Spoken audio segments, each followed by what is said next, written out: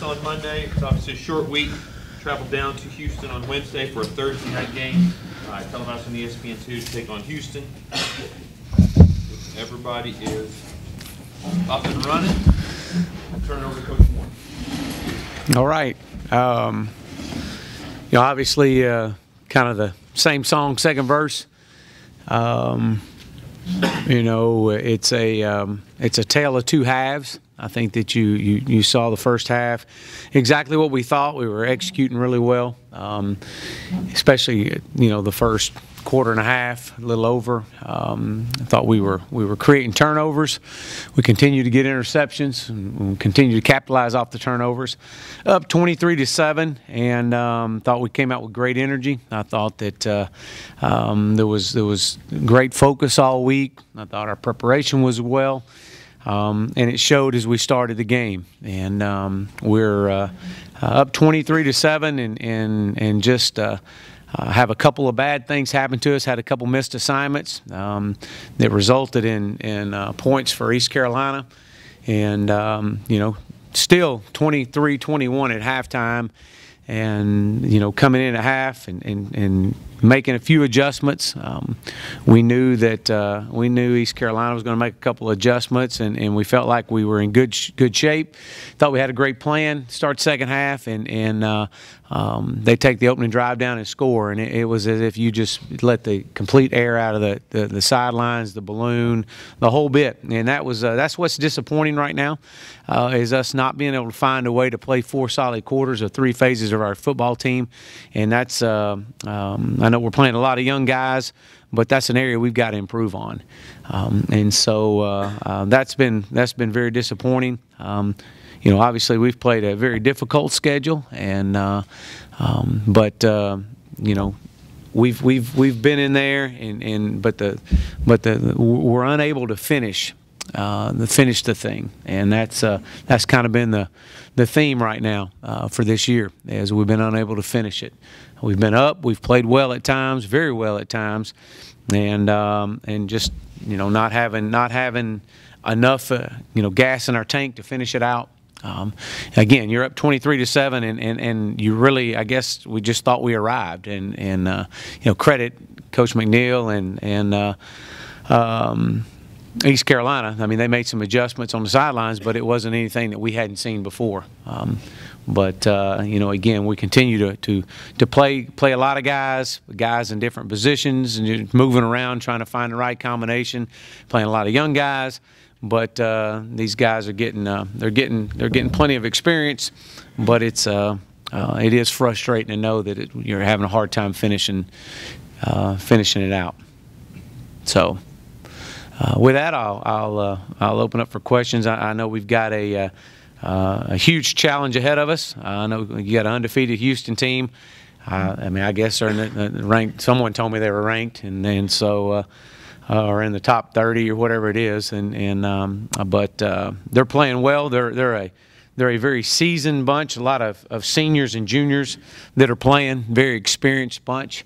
They're playing very well right now on both sides. Actually, all 3 phases of the game.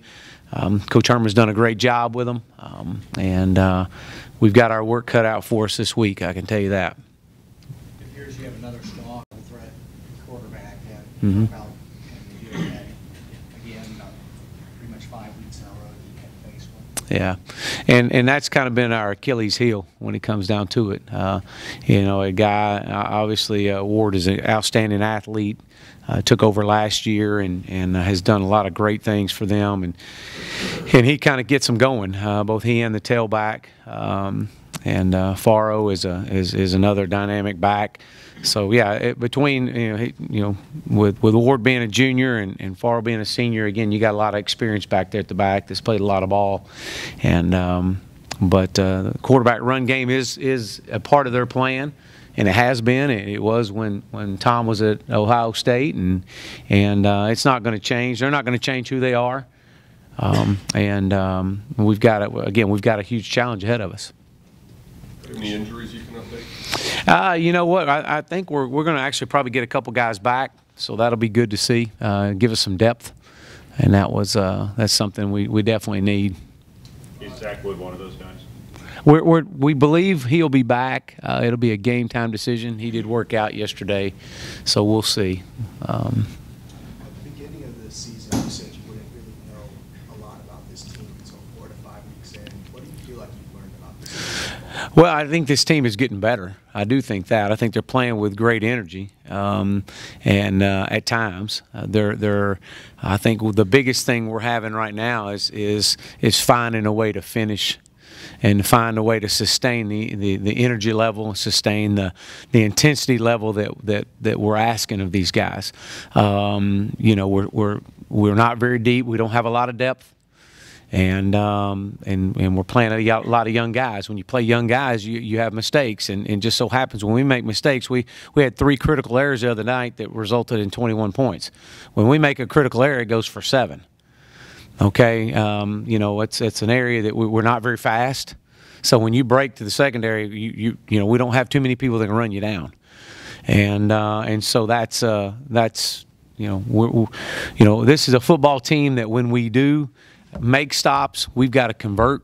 And we've done a good job of that. And when we do that or create turnovers and we do capitalize, you see what happens. We've seen that against Baylor. We've seen it against TCU, East Carolina. We've seen that this year. But what happens is when you have a team like we've got right now, is the first sign of adversity that hits you, you know, that's when you really need your leadership. That's when you need your experience to step up and say, hey, we're okay. We can weather this storm and we can keep moving. And I'll give you an example. You know, we're down 42-17 against TCU. And we rally right back, and we make it a 5-point game with seven minutes to go in the game. We're down by 12 with 5 minutes to go in the third quarter the other night. And you would have thought we were down 44 points. And it was just a defeated mentality that we've got to keep working through. And that, look, we're never out of it. We were down 10 with 6 minutes to go the week before and scored 14. And so it's just it's a roller coaster of emotions, and it's a daily roller coaster. And so you got to get these guys to believe. Look, just stay with the process. And keep pushing forward. And so after this point in time in the season, you know, we're a football team that's playing hard, but we've got to learn to play harder. We got to learn to play with greater energy, and because that's the way we're going to beat people. We're going to have to outplay people. We're going to have to outplay them 4 solid quarters. For a team that when one kind of was ingrained, some of the guys who have come back this year playing, it's kind of ingrained in their head. Well, again, I try not to look at the past, because we're focusing nothing but today, and what can we do today to get better, 1% better.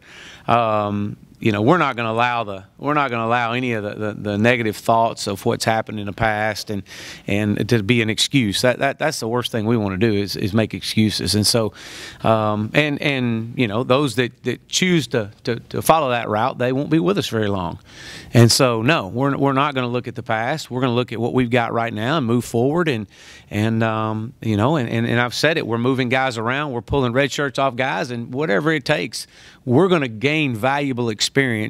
And you know, the thing I know is we got a lot of ball left, and we're gonna continue to get better.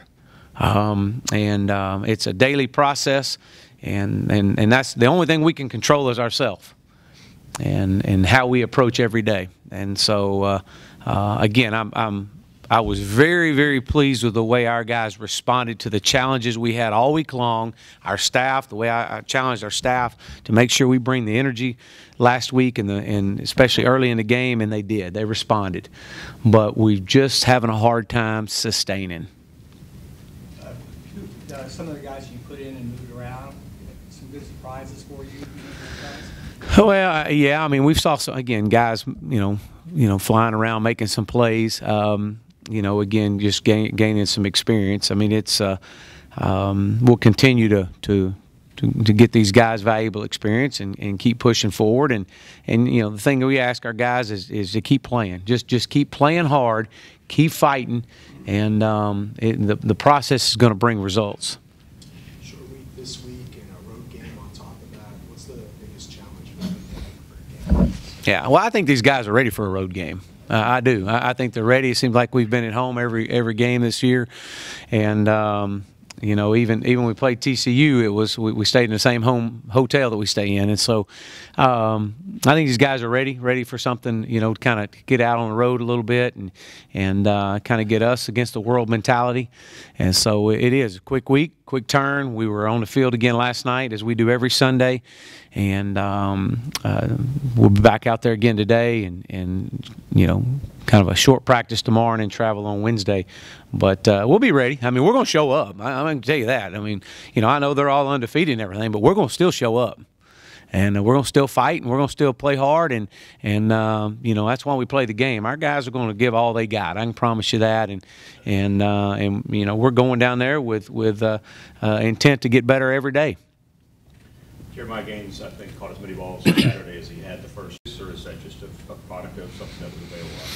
Well, we tried to take what they were giving us, and that was you know, he did a really good job at you know, making some plays. We were able to get him out in the flats a little bit, but you know, again, he had a pretty decent game, playing better. So again, proud of him.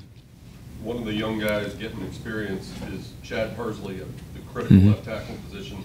A week ago, you said, I think, that Briggs had missed a little time in practice, but you left him in to start another week. What did you see that you like about Persley, and now that you've got a couple games to film on? Yeah, and Chad will start again this week. I mean, he's a guy that's playing really well. That's kind of taken, you know, he opportunity happened, door opened up for him. He took advantage of it, and he didn't want to give it up.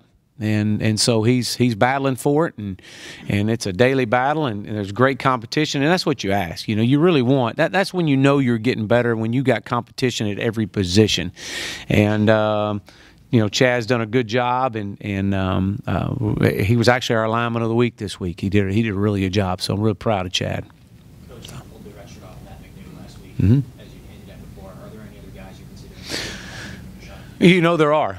There's a few that will travel with us this week that have been practicing with us, and so we'll keep working those guys. Again, I don't really want to do that right now, but I also know that if these guys can gain some valuable experience that are going to pay off in the long run, we'll definitely do it. Tom Herman kind of came into the American Conference at the same time, head coach, both former offensive coordinators in state too. Do you ever catch yourself, you know, looking down and seeing what he's doing in Houston? Well, we're worried about SMU, and that's my main focus is what we're doing and how we're getting better and the way we run our program. And you know, we're not going to take a back seat to anybody in this state. I've said that since I got here, and that's not going to change. We've got some great coaches on our staff that are working relentlessly to get this program turned and get it back. And so our focus is on the SMU Mustangs. And now, you know, he's a great coach. He's proven. He won a national championship last year. So, but our focus is right here at SMU. Anything else for Coach? Okay. All right. Thank you. Thanks, Jeff.